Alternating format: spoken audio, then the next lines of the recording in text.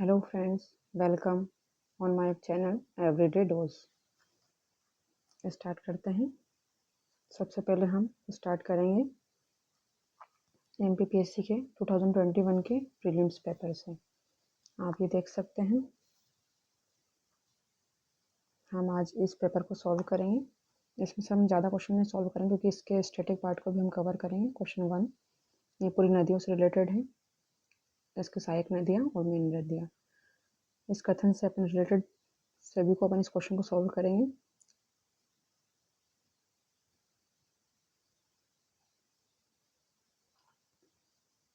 Corbett tiger reserve के बारे में जानेंगे। ओके, चलिए तो शुरू करें। क्वेश्चन फर्स्ट क्या बोलता है? Match the column. इसमें बताना है कि बेतवा किस नदी में जाके मिलती है, शिप्रा किस नदी में जाके मिलती है, वेनगंगा किस नदी में जाके मिलती है और तवा नदी किस नदी में जाकर मिलती है। हम इस मैप से ये देख सकते हैं कि चंबल नदी, ये जो ब्लू लाइन आ रही है ये यमुना नदी है जो कि उत्तर प्रदेश में है।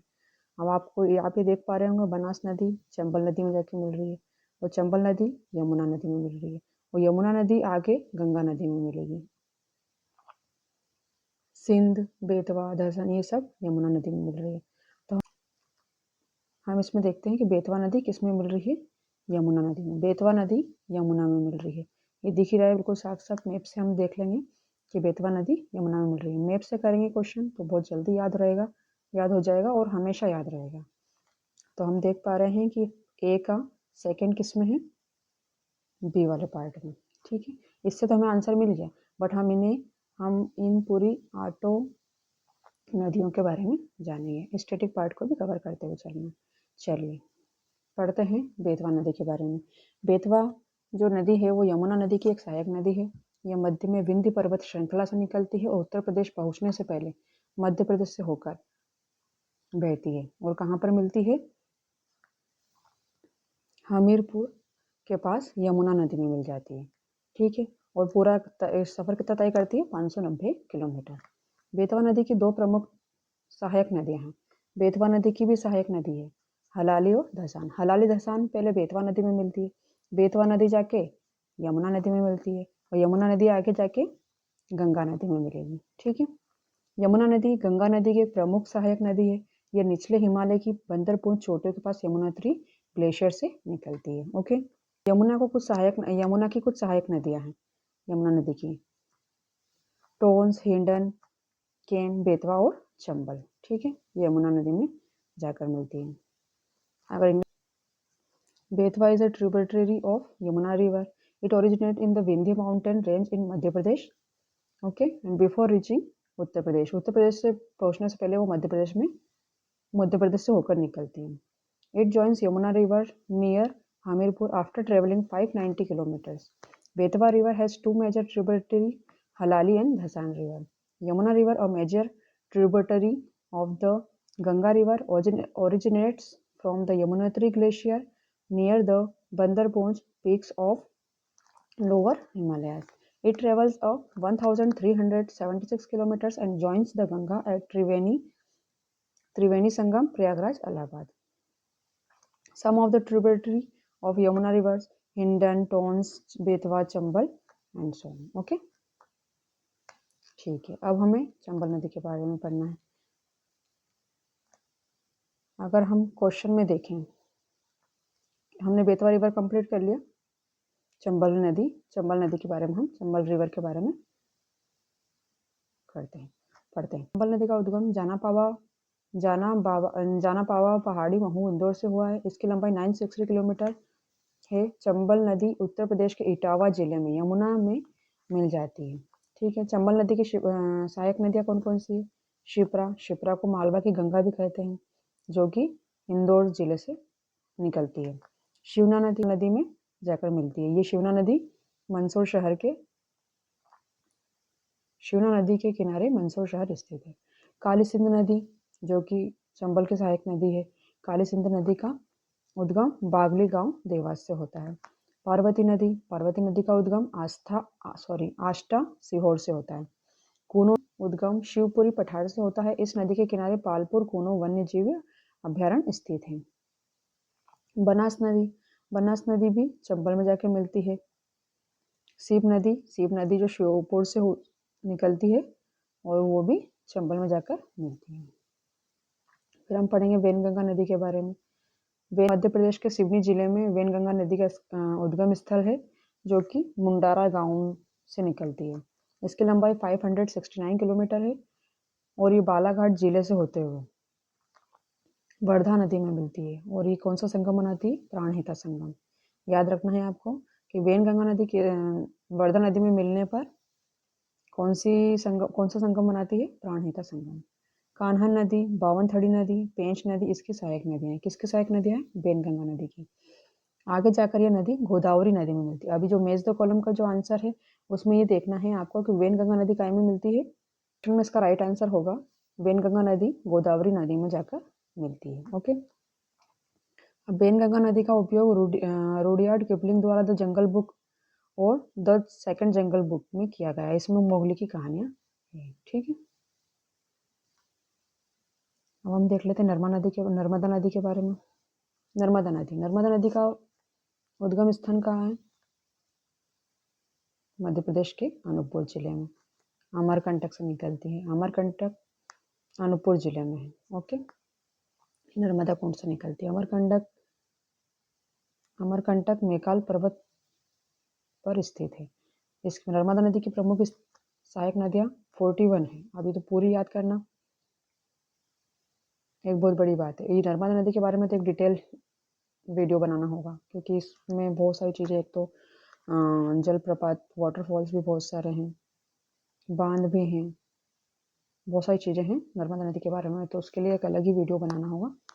हम खासकर चीज़ें ही बात कर लेते हैं, क्योंकि इसमें सिर्फ क्वेश्चन में तवा नदी के बारे में पूछा है कि तवा नदी किसकी सहायक नदियाँ हैं। हमारा आंसर होगा नर्मदा नदी की सहायक नदी कौन है? तवा नदी। ठीक है, बाकी इसकी नदियाँ 41 है। अभी इस 41 नदी को आपको पूरा याद करना पड़ेगा। खासकर जैसे बरना है, कोलार है, मान है, हटनी है, ओरी है, शकर है आदि। यह कहाँ मिलती है? यह खंबात की खाड़ी में गिरने से पहले पश्चिम की ओर 1312 किलोमीटर बहती है। नर्मदा नदी मध्य प्रदेश की सबसे लंबी नदी है। इसे मध्य प्रदेश की जीवन रेखा भी कहा जाता है। अगर क्वेश्चन आए कि मध्य प्रदेश की जीवन रेखा किसे कहा गया है, तो नर्मदा नदी को कहा गया है। नर्मदा नदी पर बनाए गए झरनों में कपिल धारा और दूध धारा जलप्रपात, धुंधार जलप्रपात जो कि जबलपुर में है, सहस्त्र धारा जलप्रपात जो कि महेश्वर खरगोन में है, दर्दी जलप्रपात, मानधता जलप्रपात आदि शामिल हैं। जलप्रपात और भी हैं, डैम्स भी बहुत सारे हैं इसमें, और ये नर्मदा नदी बहुत लंबा सफर तय करती है खंबात की खाड़ी में गिरने से पहले। तो इसे हम पूरा डिटेल कवर करेंगे नेक्स्ट वीडियो में।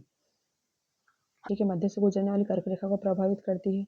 ग्वालियर गर्म ग्रीष्मकालीन के उपोष्ण कटिबंधीय जलप्रपात जलवायु का एक उदाहरण है। मध्य प्रदेश में अरब सागर की शाखा और बंगाल की खाड़ी में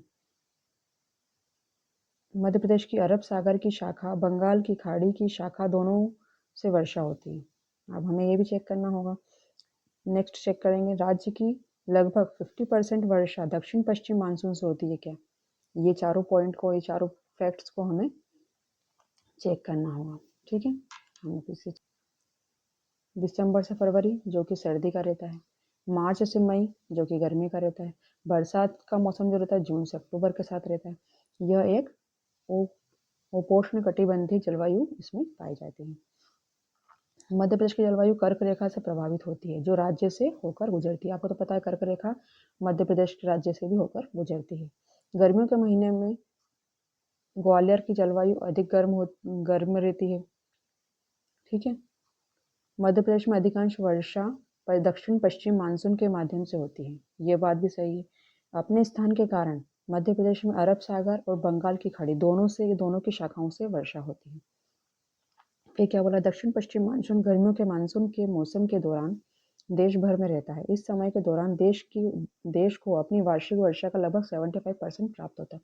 अब इस क्वेश्चन में देख रहे हैं कि इसमें बोला है कि 50% वर्षा दक्षिण पश्चिम मानसून से होती है, ये गलत है, क्योंकि हम अभी मैंने आगे आपको वीडियो में बताया कि 75% तक वर्षा जो दक्षिण पश्चिम मानसून से हमारी होती है। तो आप आंसर होगा आपका, राज्य के लगभग 50% वर्षा दक्षिण पश्चिम मानसून से नहीं होती, इसलिए इसका आंसर होगा डी। ओके, चलते हैं हम नेक्स्ट स्लाइड पर। क्वेश्चन नंबर 3, मध्य प्रदेश के किस जिले से कर्क रेखा नहीं गुजरती? इसलिए हमें पता होना बहुत जरूरी है कि मध्य प्रदेश में किन किन जिलों से कर्क रेखा गुजरती है, जिसे हम ट्रॉपिक ऑफ कैंसर भी कहते हैं। ओके, जानते हैं हम ट्रॉपिक ऑफ कैंसर के बारे में। इसमें 14 जिलों से होकर, मध्य प्रदेश के 14 जिलों से होकर यह कर्क रेखा गुजरती है। रतलाम, उज्जैन, शाजापुर, पहले शाजापुर जिले से होती थी, अब इसमें आगर जिला शाजापुर से अलग हो गया, इसलिए अब ये आगर जिले से निकलती है। आगर जिला सीहोर, राजगढ़, भोपाल, विदिशा, रायसेन, सागर, दमोह, जबलपुर, कटनी, उमरिया और शहडोल। ठीक है,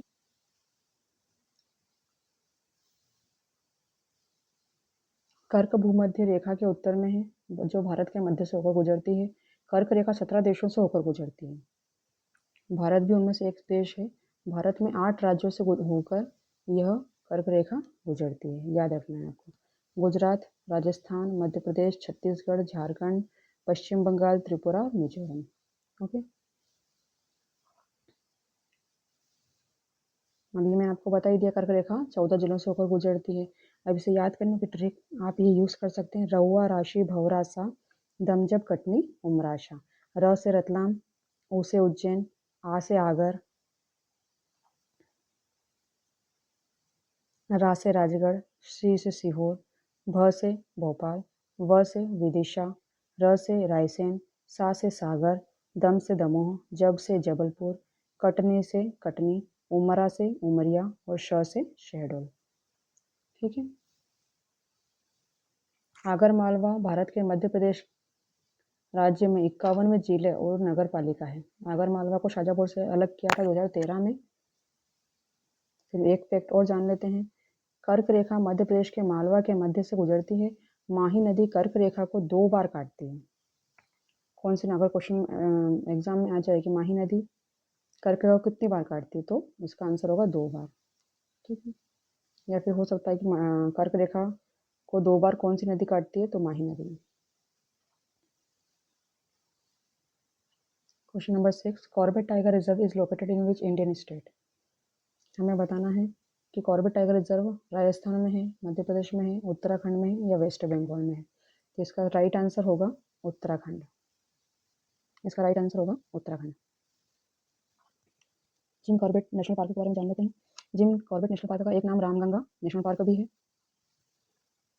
जिम कॉर्बेट राष्ट्रीय उद्यान भारत का एक राष्ट्रीय उद्यान है जो उत्तराखंड राज्य के नैनीताल जिले में स्थित है। भारत का पहला राष्ट्रीय उद्यान इसकी स्थापना 1936 में ब्रिटिश राज के दौरान की गई थी। इसका नाम विलियम मेलकम हेली के नाम पर हेली नेशनल पार्क रखा गया था। पहले जो उसका नाम था हेली नेशनल पार्क था।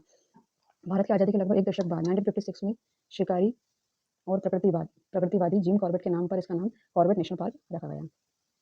कॉर्बेट नेशनल पार्क में 520 किलोमीटर क्षेत्र में पहाड़ियाँ, नदी बेल्ट, दलदली अवसाद, पारिस्थितिक विशेषताएं हैं। घने नम पर्णवाती वन में मुख्य रूप से साल, हल्दू, पीपल, रोहिणी और आम के पेड़ हैं। ये क्वेश्चन भी एग्जाम के पॉइंट ऑफ व्यू से इंपॉर्टेंट है कि जिम कॉर्बेट नेशनल पार्क में कौन कौन सी पर्णपाती वन के पेड़ हैं। तो साल है, हल्दू है, पीपल है, रोहिणी और आम के पेड़ हैं। पार्क के लगभग 73% हिस्से में जंगल है, जबकि 10% जिले में घास के मैदान है। इसमें लगभग 110 पेड़ों की प्रजातियां हैं, स्तनधारियों की 50 प्रजातियां हैं, 580 पक्षियों की प्रजातियां हैं और 25 रेप्टाइल जो मैमल्स हम बोलते हैं सरीसृप प्रजातियां हैं। इस पार्क का नाम कुछ समय के लिए 1954 से 55 के लिए रामगंगा राष्ट्रीय उद्यान रखा गया था, जो कि इसमें बहने वाली नदी के नाम पर रखा गया था। 1956 में इसके वर्तमान नाम पर फिर से इसे नामित किया गया, जो कि जिम कॉर्बेट नेशनल पार्क है। Okay, thank you.